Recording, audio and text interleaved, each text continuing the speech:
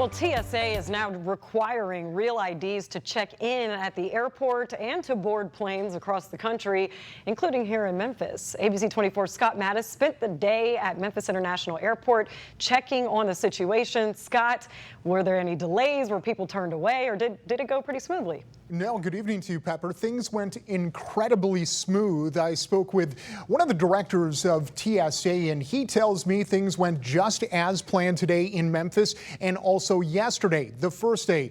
Also, all across the country, they didn't see many problems. He also told me if you don't have your real ID yet, you won't be turned away from your flight, but there will be a point in the coming months where you will be.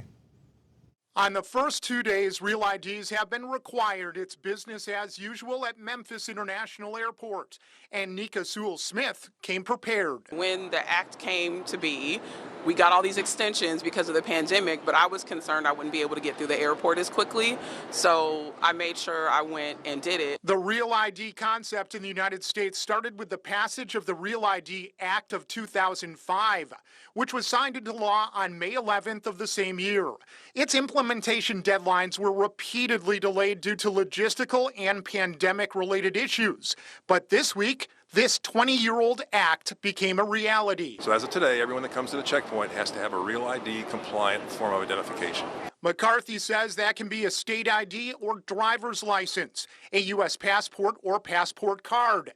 He says also acceptable are foreign government-issued passports, DHS trusted traveler cards, permanent resident cards, and veteran health identification cards.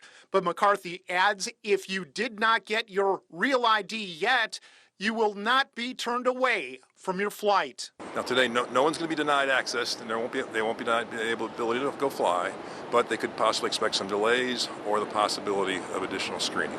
McCarthy tells me on Wednesday, the first day that real IDs were requested, there weren't any problems or delays at Memphis International Airport. And he says that was the same trend across the country. Nika Sewell-Smith noticed the same thing and has this advice for those who are waiting to get their real IDs. I mean, there's a lot of changes, so stay up on the laws, know what's there, stay protected, make sure you have your identification as best as you possibly can.